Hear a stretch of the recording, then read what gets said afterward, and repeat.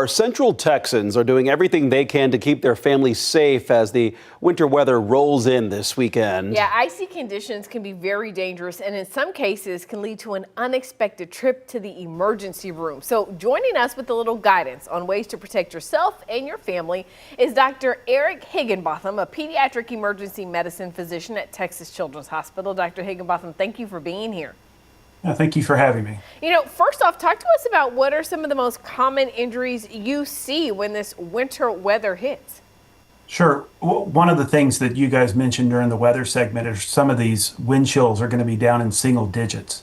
So what you're going to want to do is make sure that you're dressing in layers. You want to make sure you don't get hypothermic or too cold. You want to make sure you worry about frostbite. And the way you can prevent that is wearing gloves. And if you're going to wear shoes, then you want socks and then sort of some rugged, non-slip type of boots. A lot of people will be maybe breaking out their heaters this weekend. And I'm sure that in the ER, you might see people who have done something wrong in heating their home. So what should people not be doing to keep their homes warm that could lead to an emergency? Sure. So you see lots of people who use space heaters in a situation like this. And if you do, you don't want to use an extension cord for that space heater. What you want to do is make sure it's plugged directly into the wall.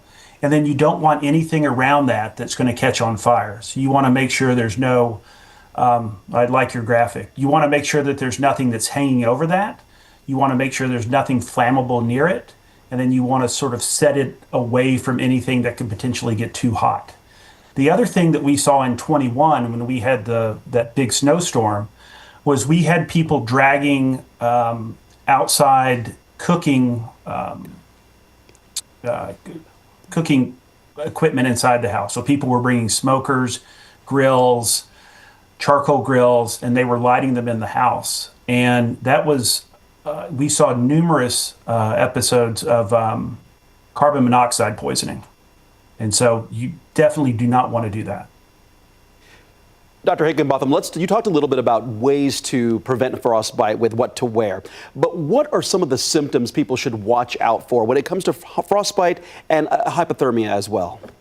Sure. So frostbite, you're going to end up initially with just cold digits, fingers, toes, but then that's going to go on to become numb and then extremely painful. And so you need to seek medical care if it's getting to the point where it's extremely painful or you lose all sensation there. So when we talk about seeking medical care, we're getting a message that people need to stay off the roads. They need to not drive if they don't have to this weekend. So talk to us about when you feel like people need to be balancing that decision of whether to go get medical help or just stay at home and stick it out. Sure. So one of the things now that we have the ability to do after COVID is use virtual care in situations like this. And Texas Children's, other healthcare entities have portals through their websites where you can talk to a physician. That physician can then kind of assess if you just need something that can be done through a computer interview like we're having, or they can sort of triage your condition and say whether or not you need to go to urgent care, or if it's a true emergency, you need to call 911 and go to an emergency center.